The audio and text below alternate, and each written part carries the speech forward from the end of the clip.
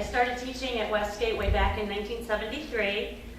Since then, I've earned national board certification. I've completed my master's degree, and I'm just one semester away from my education specialist degree, always intending to stay in the classroom. I do this because I do believe in lifelong learning. I set high standards for my students, and I expect nothing less of myself. I love math. Effectively analyzing and utilizing data is a routine part of every day in my classroom. I've taught under all 5 of the principals that my school has ever had and have been rated by all of them with nothing less than the highest levels. So back to the new evaluation system that is supposed to identify outstanding teacher performance based on their students' FCAT scores and be used to determine teacher pay in the future. Last year in faculty meetings, the evaluation system was explained, and since we are an elementary school, only our 4th and 5th grade classroom teachers have FCAT results for their specific students. And those teachers were told that 50% of their evaluation would be based on their students' FCAT scores. But the majority of the teachers at my school are the primary grades, kindergarten, 1st, 2nd, 3rd grade teachers. And we don't have FCAT scores for our own students, so we were told we would use school scores, and because we were using other students' scores, it would be 40% of our evaluations.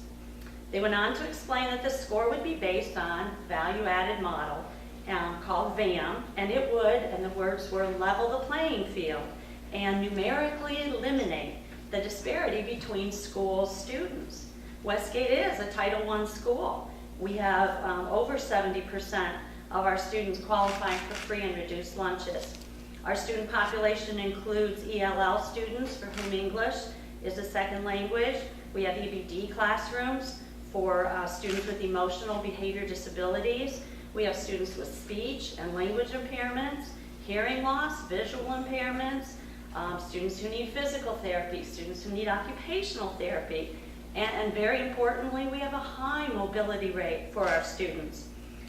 Just in my room alone last year, I had a full third of my students new to Westgate. This year, again, my class came in with a full third new to Westgate.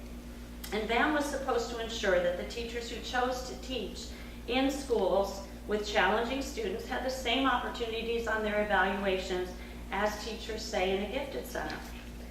The reality is that the value-added model has nothing at all to do with adding, nor does it have anything to do with my proficiency as a teacher. My assigned score was 11.27. That is not an extra 11 points added to my evaluation to level the playing field. It's only receiving 11.27 points out of 50. So 50, not 40, it was changed. And all the primary teachers, as long as they had been at the school for 3 years, it was a full half of our evaluations. It is a full half. My evaluation part that comes from my principal and assistant principal only counts 40%, but every part was in effective and highly effective.